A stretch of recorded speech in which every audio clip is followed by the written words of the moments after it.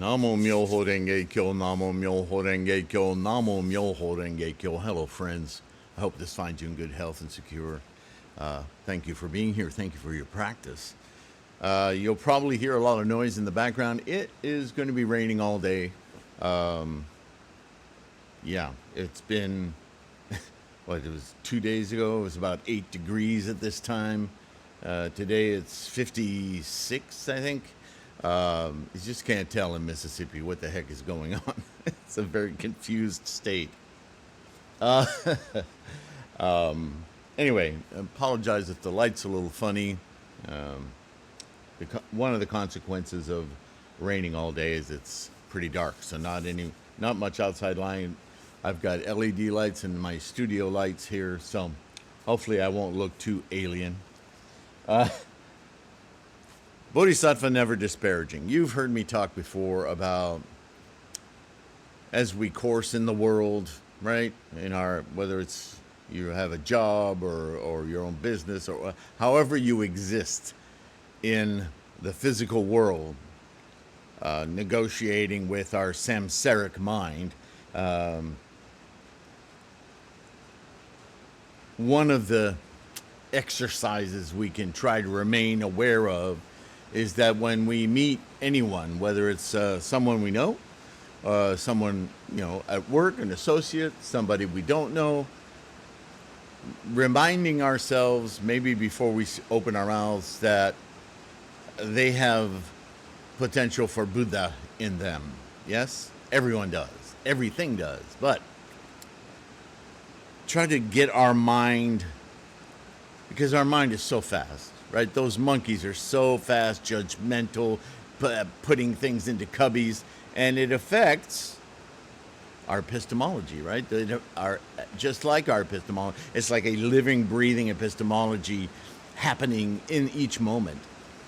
And it can lead us astray. It can lead us to say things, well, have you ever regretted something you said? This is what I'm talking about. So this chapter, it's really about that. The Bodhisattva Never Disparaging. So here we go. And hopefully you can hear me okay above this din. Maybe it'll just sort of fade into the background, I'm hoping. At that time, the Buddha declared to the Bodhisattva Mahasattva, it's getting louder. Can you say karma? Let's go ahead. At that time, the Buddha declared to the Bodhisattva Mahasattva, gainer of great strength, you should now know this. If a bhikshu, bhikshuni, upasaka, upasika, holds to this scripture of the Dharma blossom, this Myoho Renge Kyo, and if anyone with a foul mouth abuses or maligns him or her, then that later person shall receive repercussions for great error, such as was formerly described, while the merit gained by the former, the bhikshu, upasika, so on and so forth, shall be as just mentioned, for his eyes, ears, nose, tongue, body, and mind shall be pure. So that's the lesson from the last chapter we're carrying over into this one. With the caveat that if people foul-mouth you, put you down, malign you, calumniate you, they're the ones who bear that responsibility, not you. And on a related topic, I have videos about this. Taking offense is exactly what the words suggest. If somebody is endeavoring to offend you, that's their problem. They're demonstrating their pain. You should, in fact, be sympathetic to them. Because what they're offering isn't something you need to take. It's taking offense. Just because it's being given doesn't mean it's yours to take. It indicates their state of life, their conditions, not yours. So don't take offense. Do you see? So there's very much this description here. If somebody offends you, well, they're going to receive the repercussions of that, not you. You, in fact, if you hold your reactions and see them with compassion, you actually stand to gain a great deal. Right? So he goes on. O gainer of great strength. No accident that that's the name of this bodhisattva, right? Long ago, beyond incalculable, unlimited asamkhaya kalpas, not subject to reckoning or discussion, there was a Buddha named King of Imposing Sound. Thus come one worthy of offerings of right and universal knowledge, his clarity and conduct perfect, well gone, understanding the world, an unexcelled worthy, a regulator of men of stature, a teacher of gods and men, a Buddha, a world-honored one whose kalpa was named free of deterioration, whose realm was named great coming into being. Okay, this is all good stuff. That Buddha, king of imposing sound, in that world preached the Dharma to gods, men, asuras, to those who sought the rank of voice hearers, preaching a Dharma corresponding to the four truths with which to save them from birth, old age, sickness, and death, and to enable them to achieve perfect nirvana. To those who sought the rank of Pratyeka Buddha, preaching a Dharma corresponding to the 12 causes and conditions, to the Bodhisattvas in keeping with Anuttara Samyak Sambodhi, enlightenment in this life, in this form. Preaching a Dharma corresponding to the 6 paramitas, with which to achieve perfect Buddha knowledge. O gainer of great strength, this Buddha, king of imposing sound, had a lifespan of kalpas equal in number to the sands of 40 myriads of millions of Nayutas of Ganges' rivers. His true Dharma, abiding in the world for kalpas equal in number to the atoms in one Jambudvipa, one cosmos. His counterfeit Dharma, the Dharma leading to the full Dharma, in the world for kalpas equal in number to the atoms of 4 worlds under heaven. Under that Buddha had benefited the beings, then and only then did he pass into extinction. After his true Dharma and counterfeit Dharma had perished utterly, in that land there emerged yet another Buddha, also named King of Imposing Sound.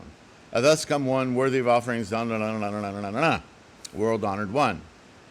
Now, why he needs to create this multiple fold of Buddhas, I believe this is just another device to get the mind to break loose of contemporaneous time as a linear accrual of time and moments to be collected, right?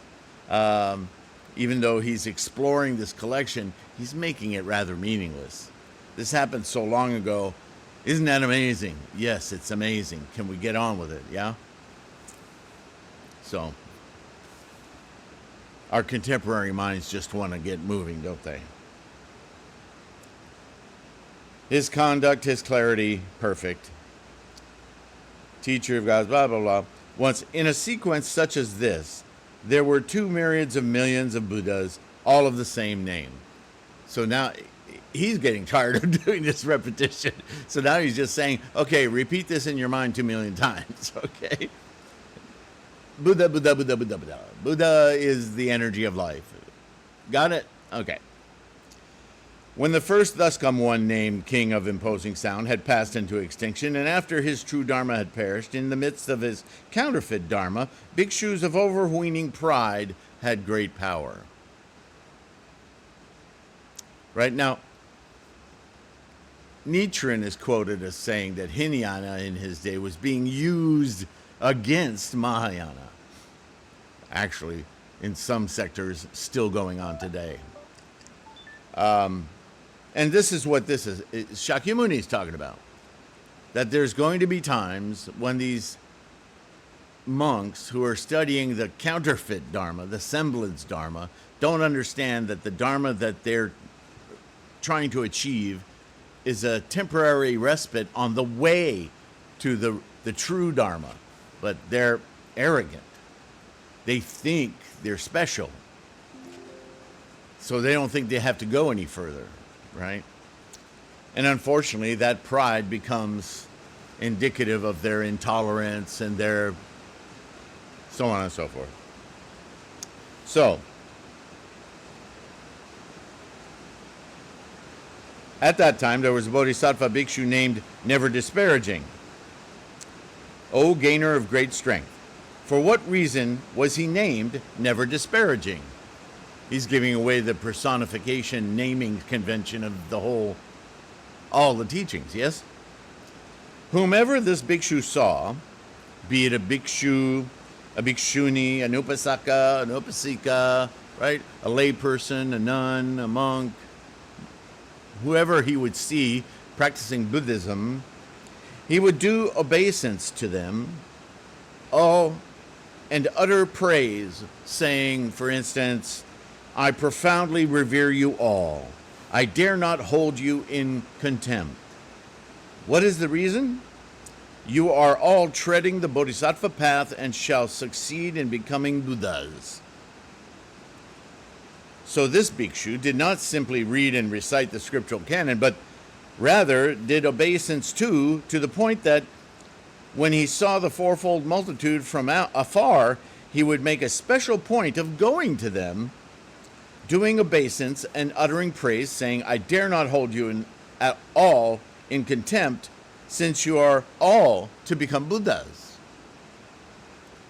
Right? Now, if you're an arrogant Buddhist and you think, yeah, I'm already there, dude, to have somebody come up to you and say, you're going to be a Buddha, you're like, yeah, piss off.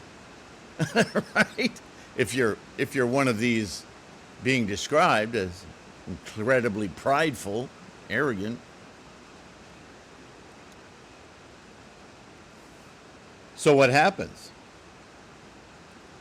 Within the fourfold multitude were some who gave way to anger, right? Whose thoughts were impure, who reviled him with a foul mouth, saying, This know-nothing bhikshu, whence does he come? He himself says, I do not hold you in contempt. Yet he presumes to prophesy to us that we will succeed in becoming Buddhas. We have no need of such idle prophecies, dumbass. Right? In this way, throughout the passage of many years, he was constantly subjected to abuse. Yet he did not give way to anger, but constantly said, You shall become Buddhas. When he spoke these words, some in the multitude would beat him with sticks and staves, with tiles and stones. He would run away and abide at a distance, yet he would still proclaim in a loud voice, I dare not hold you in contempt. You shall all become Buddhas. Since he constantly said those words, the overweening bhikshus and bhikshunis, upasakas and upasikas, called him Never Disparaging. He'll never say anything about you that's untoward or anything. He'll never disparage you. I was thinking of another word, but anyway. This bhikshu, when faced with the end of his life, in open space, heard distinctly 20,000 myriads of millions of gathas of the scripture of the Dharma blossom. Namo Myoho Renge Kyo, yeah? Previously preached by the Buddha, king of imposing sound. He was later in life, he was decrepit, and he was felt surrounded by Myoho Renge Kyo. Nichiren kind of talks about this, doesn't he? And which he was able to fully accept and hold, and straightway he attained the above-mentioned purity of ocular faculty, purity of oral, nasal, lingual, bodily, and mental faculties. So he got all that purification from practicing the scripture of the lotus blossom, yeah? So, having attained this purity of the six faculties, he increased his lifespan yet further by 200 millions of myriads of nayutas of years, broadly preaching to others this scripture of the Dharma blossom. Now, did he live billions of years? No, that's not the point. His influence, his behavior, that kind of forbearance left an impression that lasted a very, very long time. That's the message here, right? At that time, the overweening fourfold multitude of bhikshus, bhikshunis, upasakas, and upasikas who had made light of this man and held him cheaply, who had dubbed him with the name Never Disparaging, saw that he had acquired the power of great supernatural penetration, the eloquent power of joy in preaching, and the power of great wholesome quiescence. And hearing what he had preached, all bowed down in belief and followed him. Ooh, tables turned. At least they were smart enough to see the real thing when it happened. This bodhisattva also converted a multitude of thousands of myriads of millions, causing them to dwell in Anuttara Samyak Sambodhi, complete perfect enlightenment.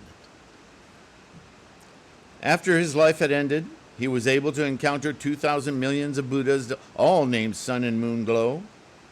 Within their Dharma, he preached the scripture of the Dharma blossom, and then by these means again encountered 2,000 millions of Buddhas, identically named King of Illumination, who is Master of the Clouds.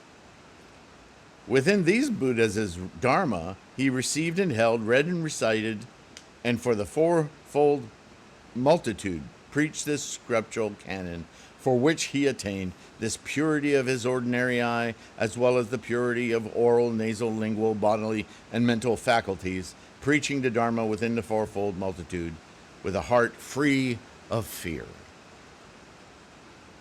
O gainer of great strength, this Bodhisattva Mahasattva Never Disparaging, having made offerings to such great numbers of Buddhas, having humbly revered them, honored them, held them in solemn esteem, and praised them, thus planting wholesome roots, therefore once again encountered 1,000 myriad of millions of Buddhas, and within their Buddha Dharma as well preached this scriptural canon, achieving merit and being on the point of becoming a Buddha.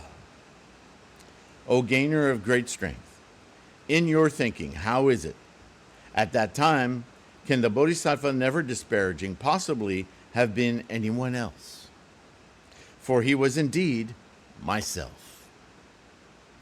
If I had not received and kept, read, and recited this scripture, nor preached it to others in a previous age, I should not have been able to quickly attain Anuttara Samyak Sambodhi. It is because in the presence of former Buddhas I did accept and hold, read and recite this scripture, and preach it to others that I quickly attained Anuttara Samyak Sambodhi. O gainer of great strength, the fourfold multitude of that time, the bhikshus, bhikshunis, and upasakas and upasikas, because they held me lightly and cheaply with their hateful thoughts for 200 millions of kalpas, never met a Buddha, nor heard the Dharma, nor saw the Sangha. For 1,000 kalpas in the Avicii hell, they suffered great pain and agony. When they had finished paying this penalty, once again they encountered the Bodhisattva Never Disparaging, who converted them by teaching them Anuttara Samyak Sambodhi. O gainer of great strength in your thinking, how is it? Can the fourfold multitude of that time, who constantly held this Bodhisattva lightly, possibly have been anyone else? Nay, they are in the midst of this very assembly, to wit, the 500 bodhisattvas headed by Bhadrapala, the 500 nuns headed by Lion Moon, and the 500 upasakas headed by Thoughtful of the Buddha.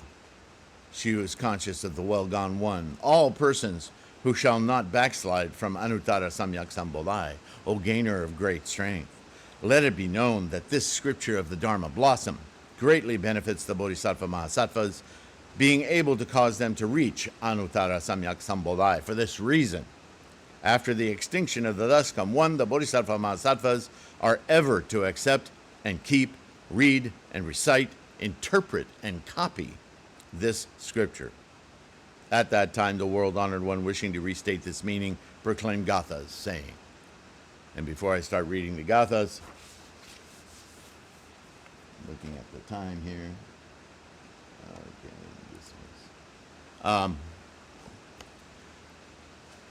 Okay, hopefully you picked up on this by now, but the format, he talks about all these past Buddhas and these past people and the teaching moving from one to another, and all this time passed.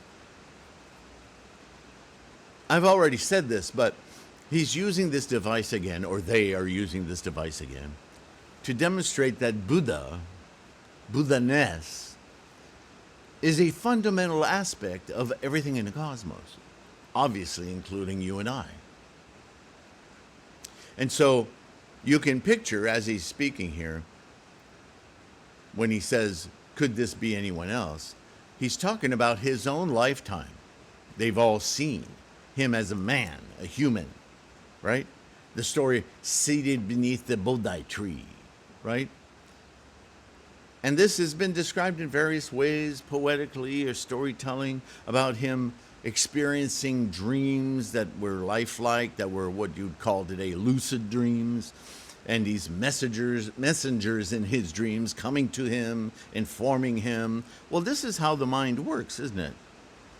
When we're in the flow of creativity and our imagination is set free, and I'm not talking generally about dreams, but even in dreams, but I know when I've created paintings or when I'm contemplating a painting, I have images and thoughts and storylines and even dialogues zipping through my mind, little pieces of information. Sometimes I see an image and it touches off a whole kind of thought patterns and so forth. And from those, I get these little aha moments where, yeah, that makes sense to me. And yeah, that applies to that. And oh, what I was thinking earlier about that political video I watched, yeah, that fits this image of this pointed thing and this or this tree or blah, blah, blah, blah, blah, on and on.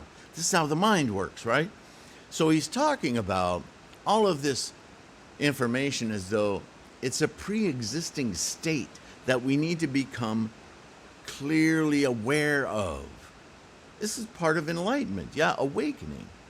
And no, don't do that. What do you, oh, excuse me. Oh, little mischievous dogs. You are getting to be a real distraction. Now lay down, be good. My little puppy's in here today. Sorry about that. So he's talking about coming to realize in his life, his Anuttara Samyak Sambodhi, that everyone gives him credit for being a Buddha, right?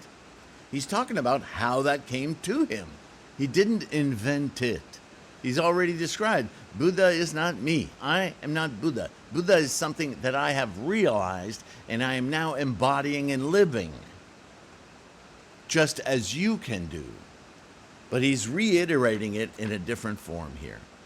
And he's saying one of the ways you can live your life as a bodhisattva is to see everyone around you as a potential Buddha. What a great way to keep yourself mindful of the task at hand, especially now in a modern age of so many, not just distractions, but things that are constantly trying to unseat your awareness. Distraction at its fundamental is breaking your pattern, trying to get you to react instead of being proactive, right? Working toward your enlightenment. What? Oh, that guy cut me off. Oh, so much for Anuttara Samyak. Boy, I got error, right? Just like taking offense. Do you see?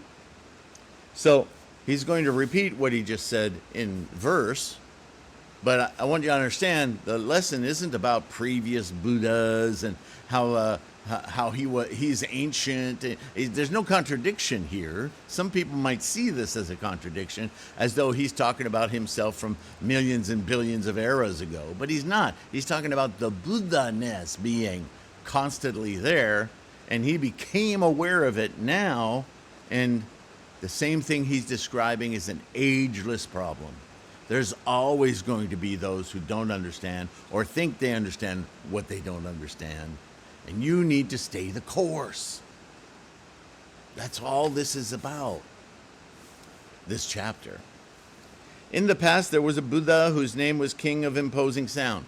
Doesn't matter what his name was. It wasn't a Buddha. It is the Buddha state, the engine of life.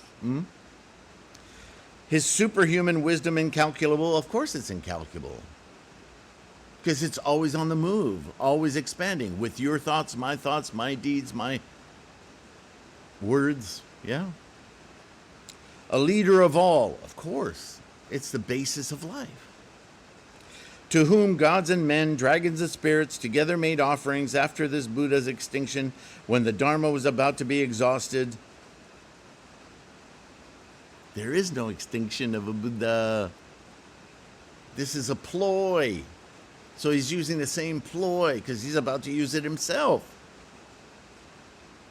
When you believe that enlightenment is gone, you're free to be arrogant, think whatever you want.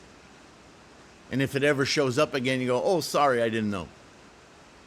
No, it's always. The life abides by it. So here's the ploy being used again. When the Dharma was about to be exhausted, there was a Bodhisattva named Never Disparaging. At that time, the fourfold multitudes were reckoning in terms of Dharma. The Bodhisattva Never Disparaging went before them and spoke to them, saying, I do not hold you in contempt. You are all treading the path. Other Buddhists, yeah? And shall become Buddhas. The men, having heard, not just the men, but the fourfold, held him lightly and maligned him, abused and reviled him. But the Bodhisattva Never Disparaging was able to hear this with equanimity. He didn't let it bother. He didn't take offense. He didn't react. Or better still, he reacted with Buddha-ness, with compassion. Oh, you're hurting. Oh, I'll never hold you in contempt. You're going to be Buddhas. Being reminded of what you can be when you know in the back of your head you're really not, that can piss some people off, right? And they will take offense. Not that you're offering it.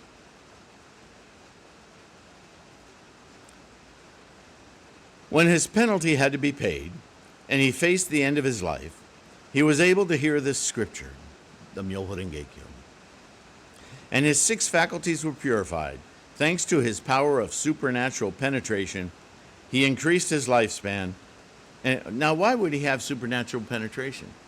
His act of forbearance enabled him to read people for their pain and their point of view, rather than being completely buried by reaction, by taking offense. Right? When you don't take offense, you begin to see penetratingly how others are wrestling with themselves.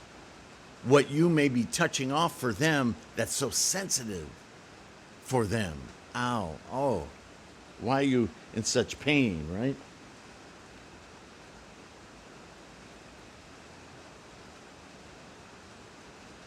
Jewel, be good.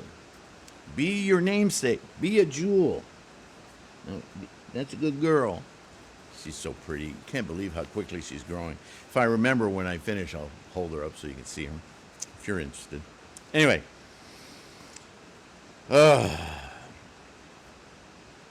Thanks to the power of his supernatural penetrations, he increased his lifespan, and again to others broadly preached this scripture.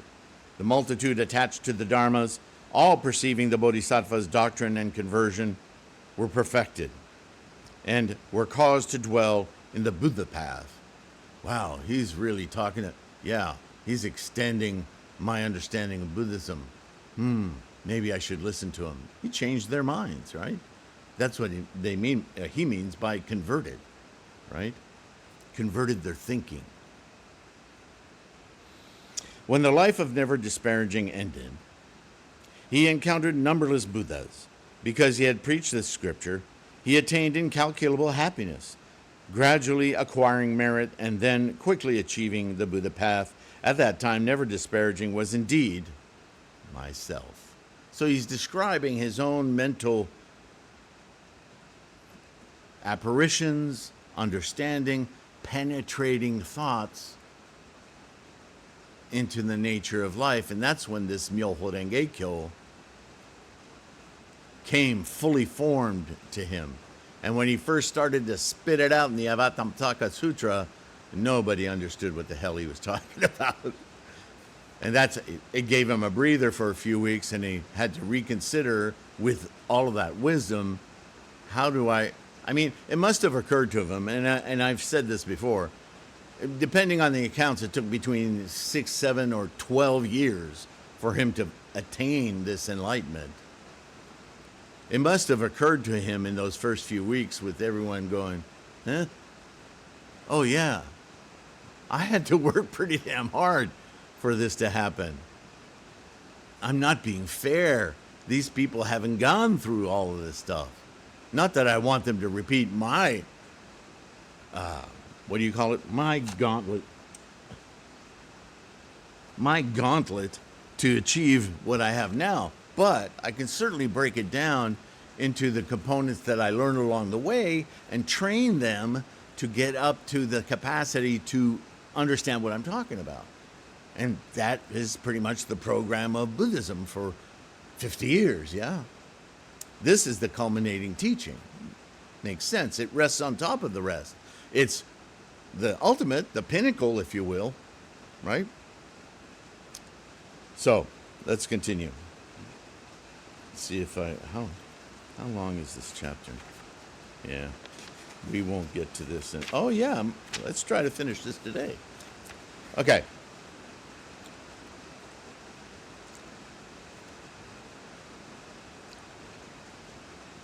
At that time, never disparaging, was indeed myself.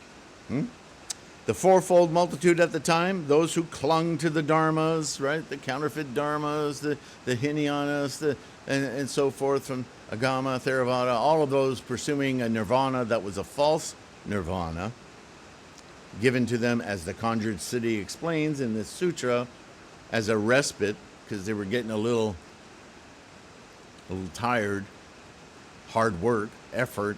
When are we going to get there? And then deciding we'll never get there. It'll have to be given to us by an actual Buddha, and it'll be in some remote lifetime, and I'm getting tired. Well, Shakyamuni in his wisdom said, well, you can achieve nirvana. Nirvana is just, you're being independent of all your attachments, no longer feeling, cravings and clingings.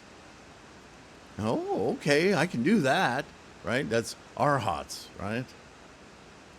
Tao, in this book, he pretty much threw that to the ground and said, okay, this was just a temporary measure.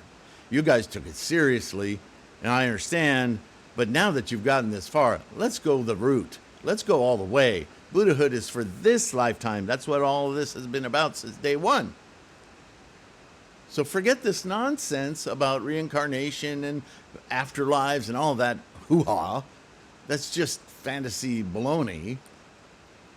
Everything I've done since day one, since I started seeking the path, was to make this life fully experienced, free of, liberated of, right? Remember the Four Noble Truths?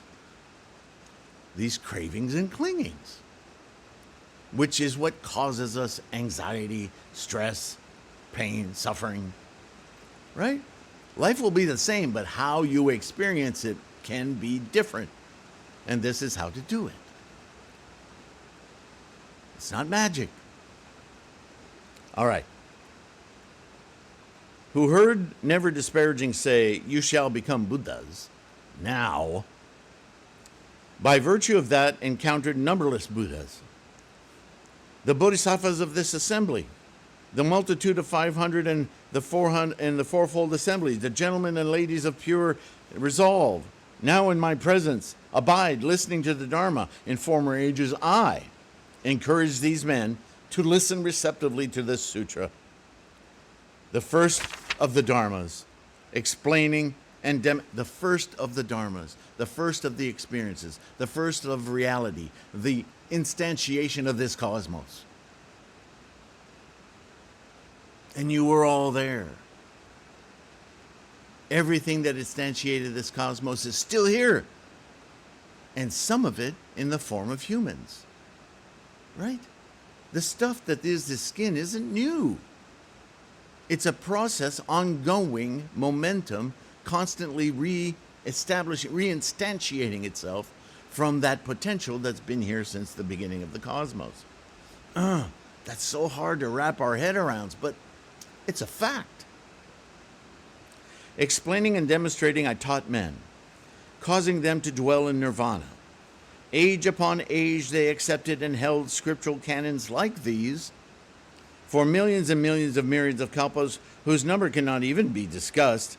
Then, at last, they were enabled to hear this scripture of the Dharma blossom, this method, this lotus blossom Dharma that enables you in this era, this time, to simply invoke it.